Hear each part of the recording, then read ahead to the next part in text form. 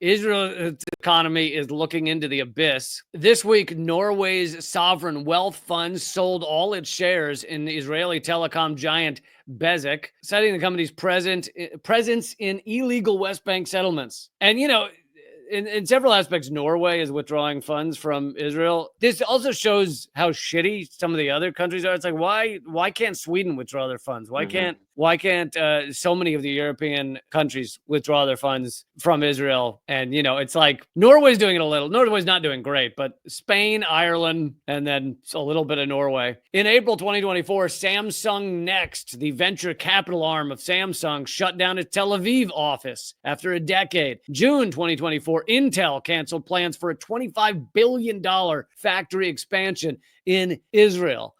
Big win for BDS. August 2024, Barclays withdrew from the Israeli government bond auctions, responding to international pressure. Ireland Strategic Investment Fund divested from 6 Israeli companies in April 2024, citing ethical concerns. Colombia, Israel's largest coal supplier, suspended shipments in protests against the war on Gaza. That is making it harder and harder for Israel to power its country. Norway's wealth fund, the world's largest sovereign wealth fund, valued at approximately $1.8 trillion.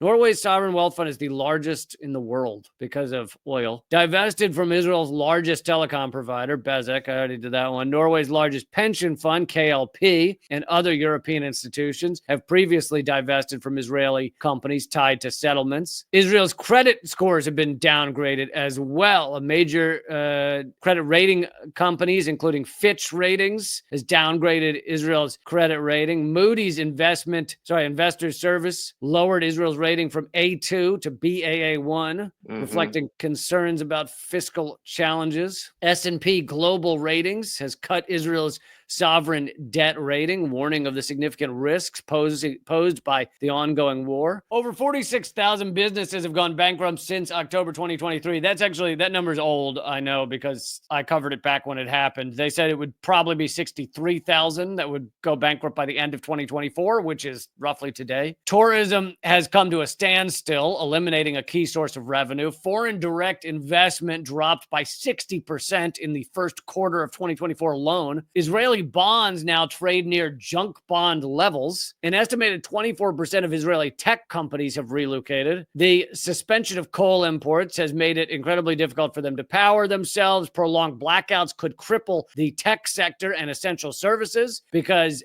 big tech needs a lot of power. And if they aren't getting it reliably, they do not want to be in that country. Israel's reputation as a high-tech powerhouse is unraveling. The term startup nation, which apparently they were very fond of a little while ago. Hilarious. Startup nation. Yeah.